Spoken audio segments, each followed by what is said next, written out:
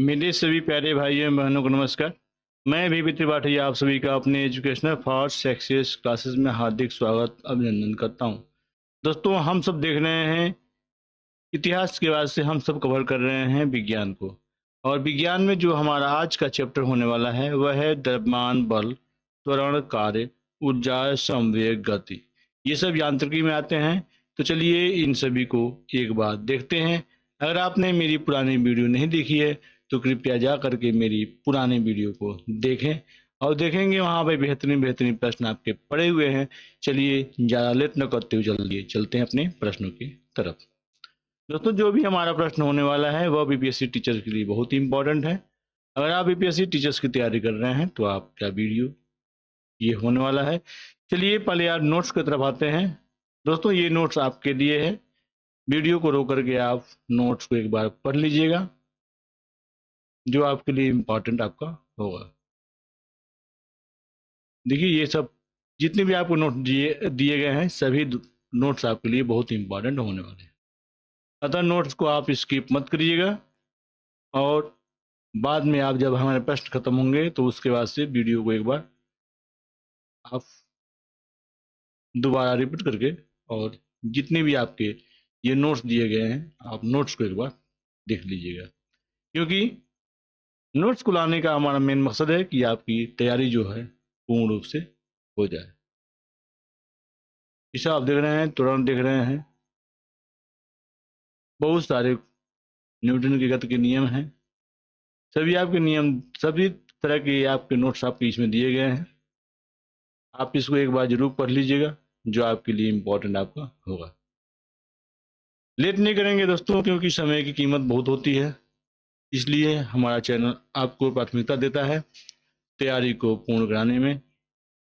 तो अगर आपने मेरे चैनल को सब्सक्राइब, लाइक, शेयर नहीं किया है तो कृपया मेरे चैनल को सब्सक्राइब करें और मेरे वीडियो को लाइक करते रहें। देखिए दोस्तों, मैं आपके समक्ष ये सारे प्रश्न लेके आऊँगा जो यूपीएससी परीक्षा में पूछे जाएंगे और आपकी तैयारी को पूर्ण कराने में मदद करेंगे। तो अगर आपने अभी तक मेरे चैनल को सब्सक्राइब नहीं किया है तो मेरे चैनल को सब्सक्राइब कर लें और आने वाला जितना भी वीडियो है आप वहाँ पे तुरंत पाने के लिए बेल आइकन को दबा दें, ताकि जैसे ही हमारे तरफ से वीडियो अपलोड की जाए तुरंत आपको मिल जाए।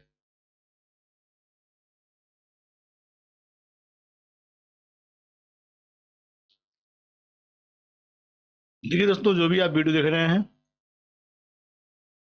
हमारे तरफ लाया गया वही वीडियो हैं जो किसी न किसी परीक्षा में पूछे गए प्रश्न हैं। फिर पूछ देगा दोस्तों, देखिए शक्ति बराबर क्या होता है, कार्य बटे समय होता है। ऐसे आप इसको एक बार पढ़ लीजिएगा। नोट्स को आपको पढ़ना आपको इम्पोर्टेंट आपके लिए है। चलिए आप एक बार इसको आप पढ़ लिए होंगे जरूर। चलिए अब हम आ गए हैं यहाँ पे प्रश्न कोश में आ गए हैं। हमारा जो पहला क्वेश्चन है वह है, साधारण यंत्र किसी व्यक्ति की सहायता करता है ए कम काम करने में, बी कम बल का प्रयोग करने करके भी उतनी ही मात्रा में काम करने में, सी उतनी ही कम मात्रा में काम धीरे धीरे करने में, और डी उतनी ही मात्रा में काम अधिक तेजी से करने में। चलिए इसके आंसर क्या होने वाले हैं, इसके आंसर को देखते हैं। अगर जिस प्रश्न का अगर व्याख्या की जरूरत पड़ी तो हम उसका एक बार व्याख्या भी हम देख लेंगे। तो उत्तर दोस्तों हमारा होने वाला है इसमें बी।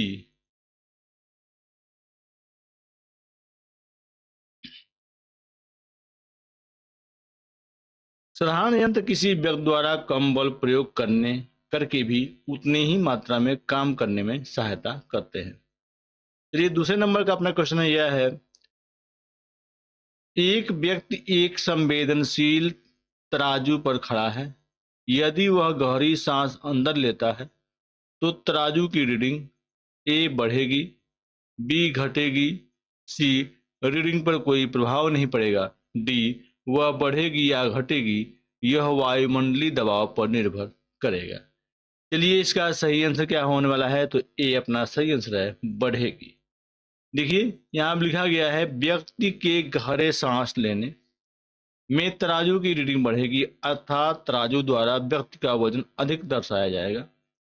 1 लीटर वायु 1.225 ग्राम वजन होती है, अतः 1 लीटर वायु अंदर खींचने पर व्यक्ति का वजन 1.225 ग्राम बढ़ जाएगा। हालांकि व्यक्ति के घनत्व में कमी दर्ज होगी। चलिए यहाँ पे आते हैं, तीसरे नंबर पे आते हैं। तीसरे नंबर का अपना क्वेश्चन है, निम्नलिखित में से कौन सी राशि सदिश नहीं है।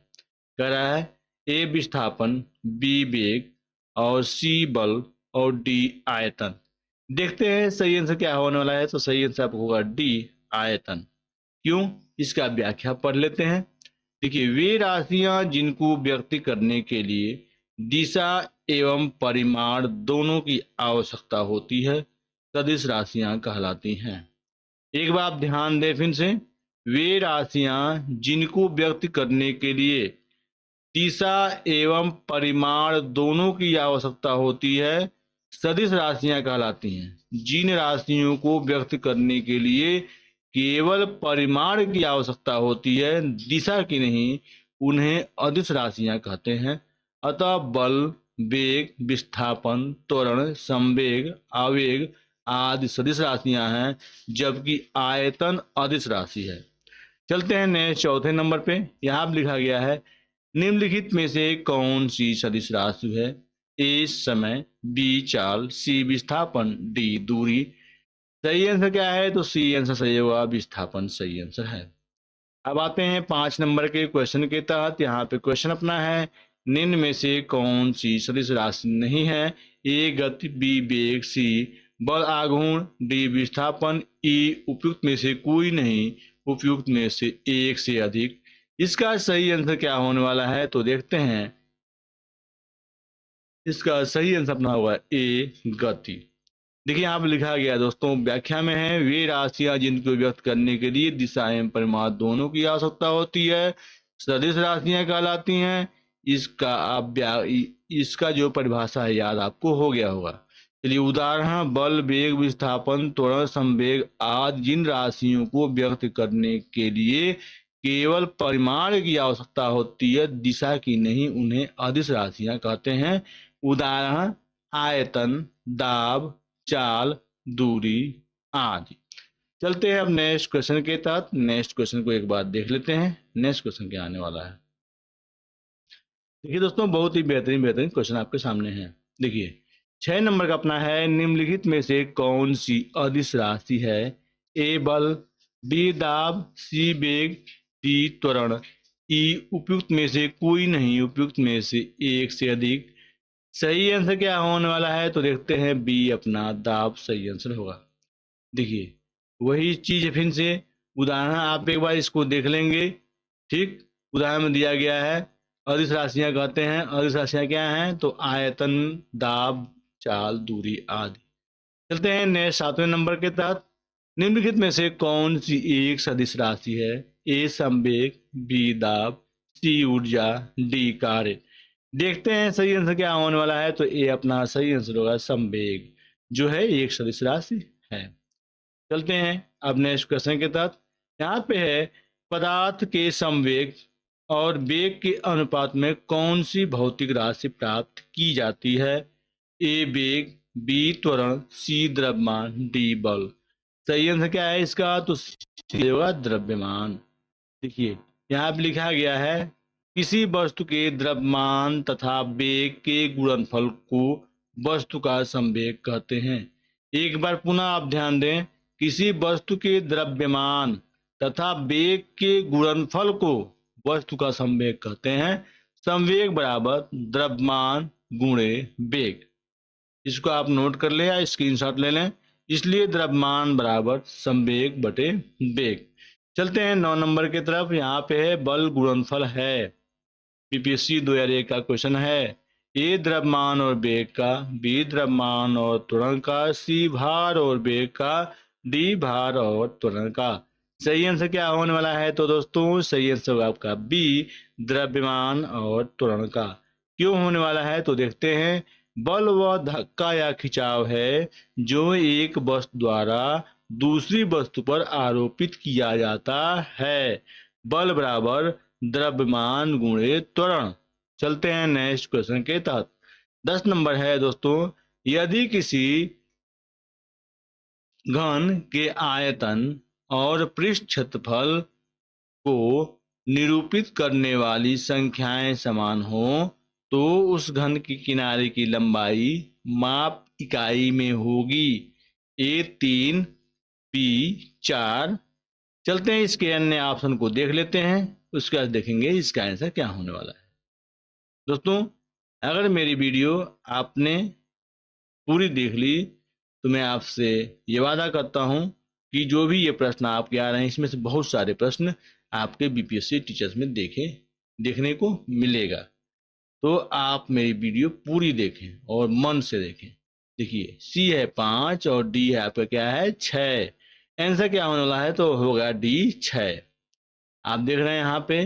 चलिए अब चलते हैं नेक्स्ट 11 नंबर पे। 11 नंबर है, ऊर्जा संरक्षण का आयस है कि ए ऊर्जा का सृजन और विनाश होता है, बी ऊर्जा का सृजन हो सकता है, सी ऊर्जा का सृजन नहीं हो सकता परंतु विनाश हो सकता है, डी ऊर्जा का तो न तो सृजन हो सकता है और न ही विनाश। सही आंसर क्या है तो इसका सही आंसर होगा आपका डी, ऊर्जा को न तो सृजन हो सकता है और न ही विनाश। चलते हैं अब 12 नंबर के क्वेश्चन के तहत। यहाँ पे है दोस्तों, क्वेश्चन है, हमारे द्वारा उपयोग किए जाने वाले ऊर्जा के अधिकांश स्रोत संग्रहित और ऊर्जा का प्रतिनिधित्व करते हैं। निम्नलिखित में से कौन सा अंततः सूर्य की ऊर्जा से व्युत्पन्न नहीं होता है? ए नाभिकीय ऊर्जा, बी भूतापीय ऊर्जा, सी बायोमास ऊर्जा, डी पवन ऊर्जा। सही आंसर क्या है इसका तो सही आंसर अब होगा ए और बी। सही आंसर होगा नाभिकीय ऊर्जा और भूतापीय ऊर्जा। चलिए चलते हैं व्याख्या की तरफ। व्याख्या को एक बार देख लेते हैं दोस्तों। देखिए दोस्तों, लिखा गया है, भूतापीय ऊर्जा सूर्य द्वारा उत्पादित नहीं होती बल्कि यह पृथ्वी के भीतर भाग में होने वाली नाभिकीय अभिक्रियाओं से व्युत्पन्न होती है। नाभिकीय ऊर्जा ऊर्जा का एक ऐसा रूप है जो परमाणु नाभिक द्वारा मुक्त होता है। नाभिक में प्रोटॉन एवं न्यूट्रॉन होते हैं। आप याद रखें इस चीज को, नाभिक में क्या होते हैं? प्रोटॉन एवं न्यूट्रॉन होते हैं। नाभिक ऊर्जा दो विधियों यथा विखंडन एवं संलयन द्वारा उत्पादित हो सकती है। स्पष्ट है कि भूतापीय ऊर्जा और नाभिकीय ऊर्जा दोनों ही सूर्य की ऊर्जा से व्युत्पन्न नहीं है, जबकि बायोमास ऊर्जा और पवन ऊर्जा सूर्य की ऊर्जा से व्युत्पन्न है। अपना 13 नंबर है, यह है, हवाओं की ऊर्जा होती है। ए केवल स्थितिज, बी केवल गतिज, सी वैद्युत और डी स्थितिज और गतिज दोनों। देखते हैं सही आंसर क्या है तो सही आंसर होगा बी केवल गतिज। चलते हैं अब नेक्स्ट प्रश्न के तहत। नेक्स्ट प्रश्न क्या है उसको देख लेते हैं। देखिए 14 नंबर है, वायु शक्ति में ऊर्जा का कौन सा रूप विद्युत ऊर्जा में परिवर्तित होता है? ए गतिज ऊर्जा, बी स्थितिज ऊर्जा, सी सौर ऊर्जा, डी विकिरण ऊर्जा। सही आंसर क्या है देखते हैं। सही आंसर होने वाला है आपका ए गतिज ऊर्जा। देखिए यहाँ लिखा गया दोस्तों है, बहती वायु से उत्पन्न की गई ऊर्जा को पवन ऊर्जा कहते हैं। पवन ऊर्जा के उत्पादन के लिए हवादार जगहों पर पवन चक्कियों को लगाया जाता है, जिसके द्वारा वायु की गतिज ऊर्जा यांत्रिक ऊर्जा में परिवर्तित हो जाती है। इस यांत्रिक ऊर्जा को जनित्र की मदद से विद्युत ऊर्जा में परिवर्तित किया जा सकता है। 15 नंबर अपना है, निम्नलिखित में से किस ऊर्जा परिवर्तन में घर्षण बल शामिल होता है? बहुत ही बेहतरीन क्वेश्चन है। ए गतिज ऊर्जा में से ऊष्मा ऊर्जा, बी स्थित ऊर्जा से ध्वनि ऊर्जा, सी रासायनिक ऊर्जा से ऊष्मा ऊर्जा और उपयुक्त में से कोई नहीं, उपयुक्त में से एक से अधिक। सही आंसर क्या है तो देखते हैं। सही आंसर आपका होने वाला है ए गतिज ऊर्जा से ऊष्मा ऊर्जा। क्यों होने वाला है तो देखते हैं। घर्षण बल स्थिर स्थिति के साथ साथ गतिमान स्थिति में भी लागू होता है। घर्षण से संबंधित गुणांक और एस्थेटिक गुणांक और गतिशील गुणांक कहा जाता है। जबकि स्थिर स्थिति में कोई विस्थापन नहीं होता है, अर्थात कोई कार्य नहीं किया जाता है और इसलिए कोई ऊर्जा रूपांतरण नहीं होता है। गतिशील स्थिति में घर्षण बल के विरुद्ध गति होती है, जिससे ऊष्मा के माध्यम से ऊष्मा की हानि होती है। दूसरे शब्दों में गतिज ऊर्जा ऊष्मा ऊर्जा में परिवर्तित होती है। 16 नंबर का क्वेश्चन अपना आ गया है, सूची एक को सूची दो से सुमेलित कीजिए। तो सूचियों के नीचे दिए गए कूट का सही उत्तर चुनिए। एक सूची एक में क्या है, ऊष्मा का रूपांतरण, और बी में क्या है, और दूसरे में क्या आपका है, युक्ति प्रक्रम। ए में आते हैं ऊर्जा का रूपांतरण में, ए ऊष्मा से वैद्युत, बी है वैद्युत से ध्वनि, सी है द्रव्यमान से ऊष्मा, और डी रासायनिक से ऊष्मा एवं प्रकाश। देखिए इधर लिखा गया है, एक नंबर है कार ब्रेकिंग, दूसरा नाभिकीय रिएक्टर, सी तीसरा लाउड स्पीकर, और चौथा है सौर सेल, और पांचवा है ईंधन दहन। सभी आंसर आपको जरूर मालूम होंगे इसके। तो एक कूट देख लेते हैं, कूट का कौन आंसर है। तो उससे पहले इसका आंसर क्या होगा, तो चलिए इसके आंसर को देखते हैं कूट के, उसके बाद से हम इसमें व्याख्या को देखेंगे, क्योंकि अपना ये जो प्रश्न है बहुत ही इंपॉर्टेंट प्रश्न है। देखिए जो कूट का जो अपना आंसर होने वाला है दोस्तों, वह आपका होने वाला है बी। देखिए यहाँ पे लिखा गया दोस्तों है, ऊष्मा ऊर्जा का रूपांतरण, ऊष्मा से वैद्युत सौर सेल, विद्युत से ध्वनि लाउड स्पीकर, द्रव्यमान से ऊष्मा नाभिकीय रिएक्टर, रासायनिक से ऊष्मा एवं प्रकाश ईंधन दहन। चलते हैं 17 नंबर पे। यहाँ पे है, गति को सर्वप्रथम किसने परिभाषित किया। A Galileo, B Newton, C Kepler, D टामली। उपयुक्त में से कोई नहीं, उपयुक्त में से एक से अधिक। सही आंसर क्या है इसका देखते हैं। सही आंसर होगा आपका ए गैलीलियो ने गति को सर्वप्रथम परिभाषित किया। चलते हैं यहाँ पे, देखिए लिखा गया है, गैलीलियो ने ही सर्वप्रथम एक समान रेखीय गति को परिभाषित किया था। उनके अनुसार प्रति इकाई समय के तहत तय की गई दूरी को गति स्पीड कहते हैं। तत्पश्चात न्यूटन ने पिंडों एवं वस्तुओं की गति का वर्णन करने के लिए गति के नियम प्रतिपादित किए। यहाँ पे 18 नंबर है अपना, न्यूटन की गति का पहला नियम जाना जाता है। ए गुरुत्वाकर्षण, बी जड़ता का नियम, सी संवेग के संरक्षण का नियम, डी ऊर्ध्वाधर गति। इसका आंसर आप सभी को मालूम है। चलिए इसका आंसर देख लेते हैं। इसका आंसर आपको होगा बी जड़ता का नियम। न्यूटन की गति के प्रथम नियम में जड़त्व का नियम भी कहा जाता है। इनके अनुसार प्रत्येक पिंड तब तक अपनी विराम अवस्था अथवा सरल रेखा में एक समान गति की अवस्था में रहता है, जब तक कोई बाह्य बल उसे अन्यथा व्यवहार करने के लिए विवश नहीं करता। चलते हैं नेक्स्ट 19 नंबर के। यहाँ पे है, एक ट्रेन जैसे ही चलना आरंभ करती है, उसमें बैठे यात्री का सिर पीछे की ओर झुक जाता है। इसका कारण है, ए स्थिरता का जड़त्व, बी गति का जड़त्व, सी जड़त्व का आघूर्ण, डी द्रव्यमान या का संरक्षण। सही आंसर क्या है, तो ए आंसर सही होगा, स्थिरता का जड़त्व सही आंसर है।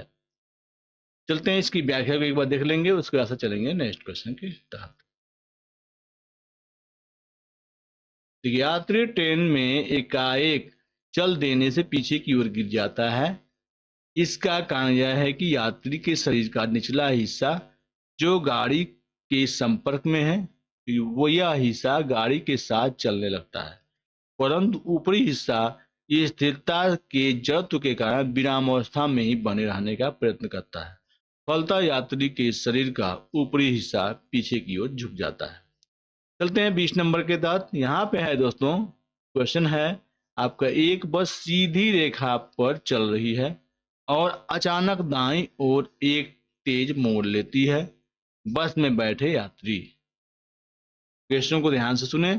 एक यात्री, एक बस सीधे रास्ते पर चल रही है और अचानक दाईं ओर एक तेज मोड़ लेती है। बस में बैठे यात्री दाईं ओर झुकेंगे, आगे की ओर गिरेंगे, बाईं ओर झुकेंगे, उपयुक्त में से एक से अधिक, और उपयुक्त में से कोई नहीं। आंसर क्या होने वाला है, तो दोस्तों आंसर होगा सी, बाईं ओर झुकेंगे।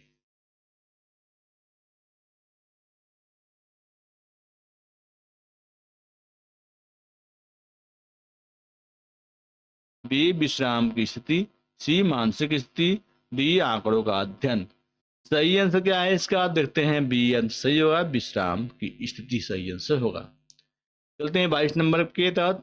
कथन ए, एक पूर्ण घर्षणहीन पृष्ठ पर खड़ा एक व्यक्ति सीटी बजाने से अपने को गति में ला सकता है। कारण आर, यदि किसी यंत्र पर कोई बाह्य बल क्रियाशील नहीं है तो इसका संवेग एच परिवर्तक नहीं हो सकता है। कूट आपका है ए और आर दोनों सही हैं, आर ए की सही स्पष्टीकरण है। बी है ए और आर दोनों सही हैं, आर ए का सही स्पष्टीकरण नहीं है। सी है ए सही है परंतु आर गलत है, और डी है ए गलत है परंतु आर सही है। इसका सही आंसर क्या होगा, तो बी अपना सही आंसर होगा। ए और आर दोनों सही हैं परंतु आर ए का सही स्पष्टीकरण नहीं है। देखिए आप लिखा है दोस्तों व्याख्या में, घर्षणहीन पृष्ठ पर कोई भी व्यक्ति गति नहीं कर सकता क्योंकि किसी भी प्रकार की गति के लिए घर्षण आवश्यक है। हालांकि पूर्णतः घर्षण रहित सतह पर कोई व्यक्ति सीटी बजाकर अपने को गति में ला सकता है। सीटी बजाने के लिए व्यक्ति एक दिशा में हवा छोड़ेगा जिसके परिणाम स्वरूप विपरीत दिशा में वह गति करने लगेगा। कारण आर संवेग संरक्षण के सिद्धांत का उल्लेख है जो कि पूर्णतः सत्य है।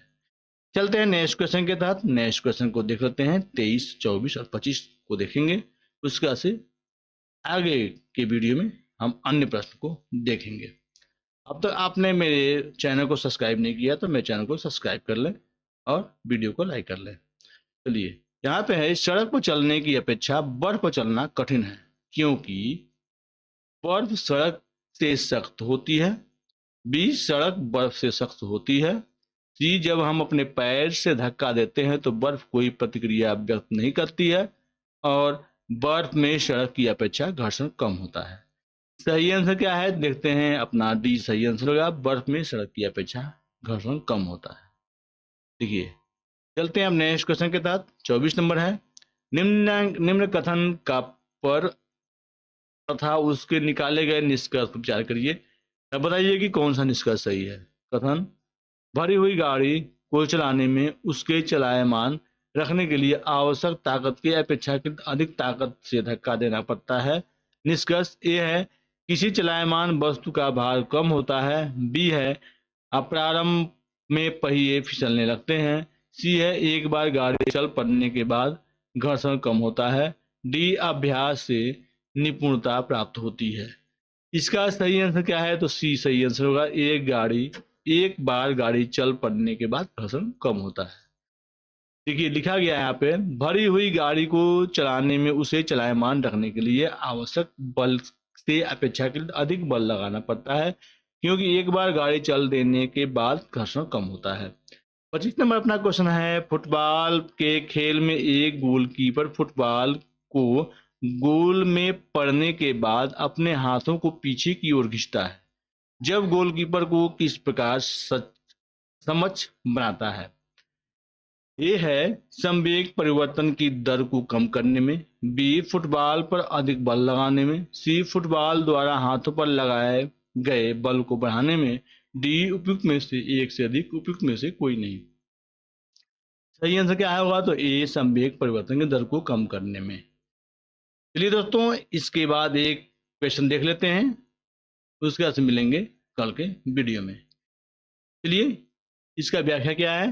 फुटबॉल के खेल में एक गोलकीपर गोल में तेज गति से आ रही फुटबॉल को लपकते समय अपने हाथों को पीछे की ओर खींचता है। इस प्रकार गोलकीपर गेंद फुटबॉल के वेग को शून्य करने में अधिक समय लगाता है। इस प्रकार फुटबॉल में संवेग परिवर्तन की दर कम हो जाती है। इस कारण तेज गति से आ रही फुटबॉल का प्रभाव हाथ पर कम पड़ता है। अगर फुटबॉल को अचानक रोका जाता तो तीव्र गति से आ रही फुटबॉल का वेग बहुत कम समय में शून्य होता और स्थिति में फुटबॉल में संवेग में परिवर्तन की दर अधिक होगी और उसे लपकने में अधिक बल लगाना होगा, जिसमें गोलकीपर की हथेली में चोट लगने की आशंका भी होती है। यह अनुप्रयोग गति के द्वितीय नियम पर आधारित है। चलिए 26 नंबर अपना क्वेश्चन आपके समझ है दोस्तों। यह क्वेश्चन है, प्रत्येक क्रिया के लिए एक समान और विपरीत प्रतिक्रिया होती है। यह नियम दिया था। ए न्यूटन ने, बी एल्बर्ट आइंस्टाइन ने, और सी बोहर ने, और डी हैंडेन ने। इसका सही आंसर क्या है तो आप कमेंट बॉक्स में बताएं इसका सही आंसर क्या होने वाला है। मिलते हैं कल के वीडियो में, तब तक के लिए धन्यवाद। आपका दिन शुभ हो दोस्तों।